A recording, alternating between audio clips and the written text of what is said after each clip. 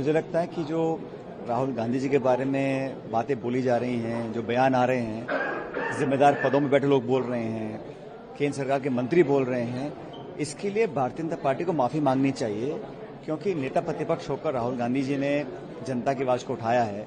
लेकिन उनको लगातार टारगेट करने का जो उद्देश्य है वो सिर्फ यही है कि आज बीजेपी बैकफुट पे है, हर जगह पिछड़ रही है।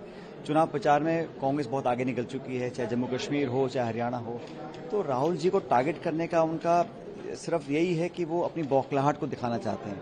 और मुझे लगता है कि जिन शब्दों का प्रयोग कर रहे हैं वो बहुत ही आपत्तिजनक हैं, और अपनी जिम्मेदार पद पर बैठ के लोग अगर इस बात को बोलते हैं तो मुझे लगता है कि कहीं ना कहीं ये सरकार की मंशा को प्रकट कर रहे हैं, जो बहुत ही दुर्भाग्यपूर्ण है। और इस प्रकार की भाषा का सभ्य समाज में कोई प्रयोग नहीं हो सकता।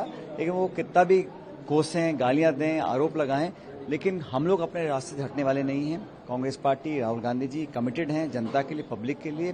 लेकिन बेवजह उनको टारगेट करना और जिस भाषा का जो लैंग्वेज यूज करी है, मैं समझता हूं इस पे तो सरकार को कदम उठाना चाहिए और भाजपा को माफी मांगनी चाहिए कि पॉलिटिकल डिस्कोर्स में इस प्रकार की भाषा का वो उपयोग करने की परमिशन दे रही है।